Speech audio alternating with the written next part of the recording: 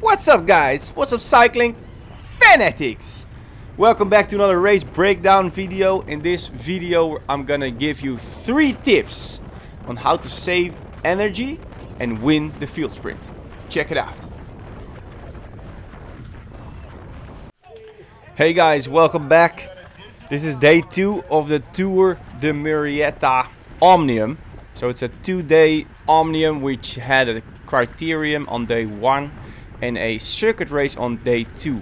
We're looking at the circuit race, 46 miles in the category 2-3. This was actually my 3rd race of the weekend because I was racing both categories on both days. So there was 4 races in one weekend. Turned out to be a lot, which you can see in my race weekend vlog. I've got a video covering the entire weekend, showing what I do before and after the race. In this specific video we're gonna look at the circuit race of the 2-3 category, and I'm gonna give you 3 tips on how to save energy, especially in the last couple kilometers. Hopefully gonna lead into you winning the field sprint. Of course there's a lot of other factors coming into that, but these 3 tips are going to help you. Let's first have a look at the lap and at the race. Now guys, don't forget, if you like these videos, click like and subscribe to my channel so you don't miss any of the next videos. I've got the pro race coming up after this. So let's see what we're working with today. We have it. Just went through corner number 1, which was rather tight. There was a thing going on in this race. On the right hand side you can see full road ends, meaning half of the circuit we could use the full road, both lanes, and half of the circuit we were not allowed to cross the yellow and black line. So this is actually the part where we have to stay on one side of the road, and if you cross this line you would get disqualified. So the same goes for this stretch over here. Everybody will stick to the right side of the road. You can see the motorcycle here on the left giving us some directions to stay on the right side. This was the first lap, so everybody had to sort of figure out where to go. Turning on to the right, we had a couple rolling hills coming up on this section. It was a sharp corner and then up a little kicker, and then here we would go downhill and we would have a lot of speed. Conditions today, super sunny. As you can see, it was not windy at all in the morning. During the race it would start to pick up a little bit. Here we had, I think, the biggest climb. You can't really call it a climb, it was a little kicker. It was so short and not super steep, around 5% as you can see right now. So it was quite easy to power through it. Also for a heavier guy like me, it didn't really give me any trouble. After the roller it goes downhill, and actually it was easy to recover, especially staying in the draft. You could just coast and hold your legs still. Continuing through the lap, we have about 3 corners to go now. The total lap was about 4 miles, so that's like 6.5 kilometers. Mixed surface conditions. This was actually pretty good. So there was not a lot of cracks and bumps, but on the other side of the course that you just saw, the road was very bad. So I had quite low pressure actually today, just to smoothen things out a little bit. And here we have a right, a left, another right hand turn, and then we would go back onto the finishing street. So that's it. That's what we're working with today, and we're gonna do that for 46 miles, 11 laps. One very important thing is that I had made the decision to stay in the peloton. I wanted to be fresh for the 4th race of the weekend, so I had my pro race 2 hours after this race. And I did 4 races in one weekend, so I didn't want to ride in a breakaway all day and then being caught and then having to sprint anyway. So I made the decision not to go for the breakaway. That doesn't mean that if there was a breakaway, I didn't want it to be caught by the peloton, obviously, but I was trying to minimize the energy spent during this race. I can pull off one sprint at the end, and then recover and then ride another race. But if I would stay in the breakaway all day, obviously that would be very tiring. Now there have been a couple attacks. We're only 9 kilometers in the race, but as you could see here, I was at the front. We saw the first motorcycle. There was nobody away. We're gonna move through this a little bit faster, and you'll see me just coasting a lot. And this is really where it starts. If you want to be fresh at the end, you want to spend as least amount of energy. You want to burn 0 matches during the race. So try to draft as much as you can. Right here you can see a gap, but I'm not really pushing to close it. I'm just soft pedaling. Others will come in front of me, and the gap will be sort of smoothened out. And here I'm drafting again. I am pushing quite a little bit of power at some points, because the group was very surgy. There wasn't a really steady peloton moving. It was attacks a little bit, and it seems like everybody's sort of racing for himself. So an attack, and then people are watching, looking at each other, and then somebody would start chasing it down, and then somebody else would sort of go with him or not. So there was no steady pace of the peloton. The average speed was decent. We ended up doing 41.8 kilometers an hour, and I had a normalized power of 280 watts for about 1 hour 45. So that's actually pretty decent for a race when you try to keep it easy. So right here we're actually moving all the way to the left side of the road, but that's because we're overtaking another category. So another thing in racing in the US is they put multiple categories on the road at the same time. After a couple laps, this was after like 3 laps, we were overtaking the women's race. So we had to go to the left, they had to stay on the right, and we were overtaking their race. I thought this was a moment where you have to pay attention, because maybe somebody tries to sort of sneak out and then pull off really hard. We're overtaking here right at this sharp corner, so it could be a moment where the field, our field, would be stretched out. So if this happens in your race, pay very close attention. Try to stay at the front so you can see what's going on. Now my battery doesn't last the entire race, so I turn it on and off sometimes. Here I turned it on because there is a breakaway. You can see up the road in front of me, there's actually quite a big group riding. I missed it.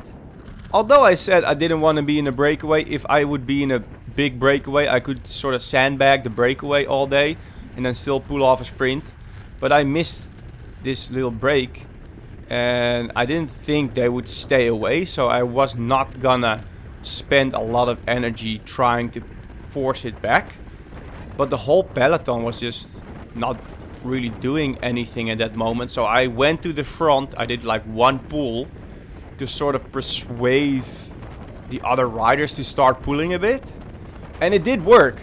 Right here you can see other guys that were overtaking me. They started pulling, and at that moment I thought, okay, we'll be okay, we'll just catch him back, and everything comes together again. But what really happened was it was like a cat and mouse game. A lot of riders started attacking, trying to bridge. Some guys would go together, other guys would go alone.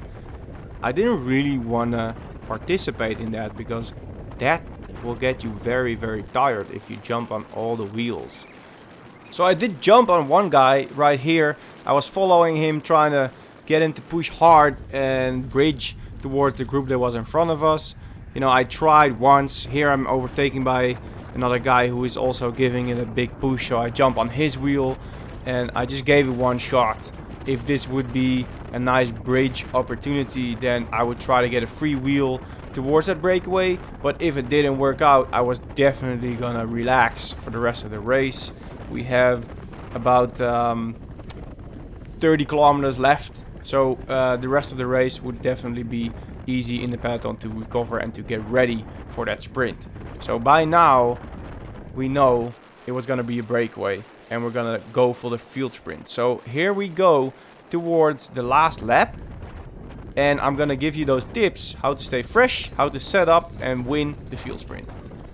So, but first, just a little shout out to my collaboration with Castelli. We did another Cycling Fanatics kit. If you're interested, go check out the link in the description.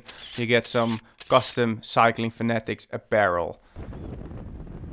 Back into the race, we have one lap to go and it's all sort of every man for himself. This is category 2-3. There's not one big team who is really going to set up a big lead out.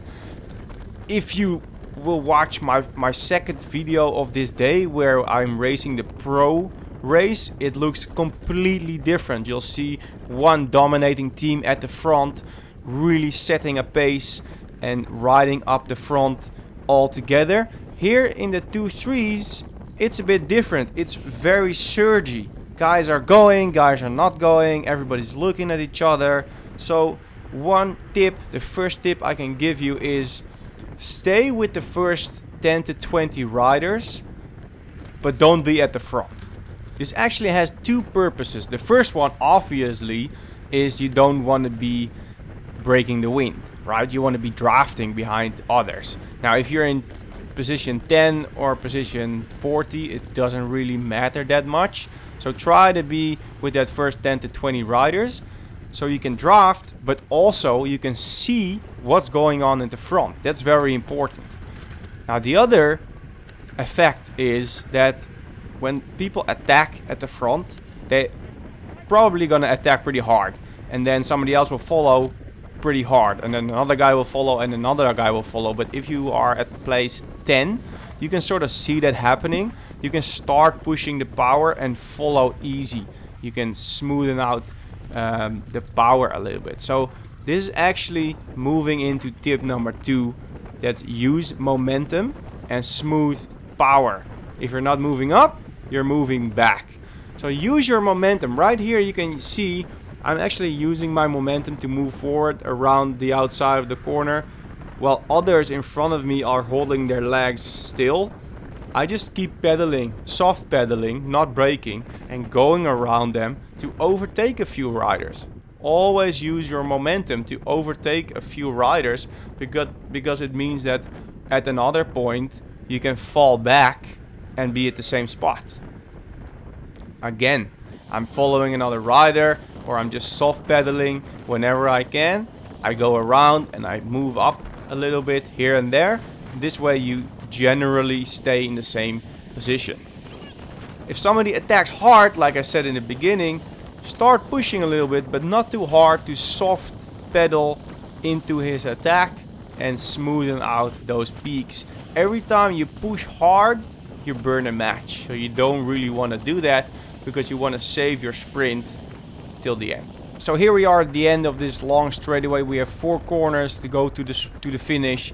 And again, I'm using my momentum. I'm not braking. I'm not staying behind all the other riders that are not pedaling. I'm just going besides them and moving up. So I overtook just like 20 or 15 riders just by rolling past them, which is the easiest way. So now it gets important, because the positioning starts to get really important at the last moment here. And I get to tip number 3, which is surf wheels and be patient. Surfing wheels meaning you're just gonna jump on every wheel that you can. You don't have any teammates. Well, I didn't have any teammates, and there were a couple teams right here. Butcher Box flying past me. His teammate sort of jumps on his wheel, so I'm like, okay, they're with 2, that's 1 more than me, so I'm gonna jump on their wheel. If they do some kind of lead out, whatever, I can take advantage of that. So I am moving up with them, and then I'm watching for the next wheel. I'm not gonna jump on this little attack. I'm gonna let them jump on it, and I'm gonna surf their wheel. I'm gonna try to find the next wheel to jump on, getting closer towards that finish. We've got 2 corners to go, and I'm actually in a pretty good position. I'm in spot number 10, about spot number 10 right now. One guy is flying past. I'm not gonna jump on that, but others will. So tip number 2 again, be smooth and use momentum. I will start pushing a little bit and to smoothen out that surge. So right now we've got 1 corner to go. It's a long way to the finish. What is going to happen? This guy in front of me, Lagrange, he hits it, and in a split second, I get excited and I jump straight on his wheel. But then I think about my 3 tips. I've got 2 options. I'm gonna follow him, close this gap in front of me that I have with him, and we're gonna make it a very long sprint. Option number 2 is I'm gonna bail this jump and I'm gonna serve the wheels, tip number 3, and I'm gonna use a short punch towards the line. I'm going for option number 2. So I bail. I look to the left, I see other guys are following. Good, let them follow. I'm gonna jump right on their wheel. 2 guys in front of me through the last corner, that's perfect. So right now, 1 corner to go, I go wide. I have a little sprinter gap, which is ideal because now I can hit the gas, I can accelerate into the draft of the guy in front of me, push hard, get more speed, and then go past him right onto the finish line. And that's how you take the field sprint in a category 2-3 race. 3 tips will help you to do it.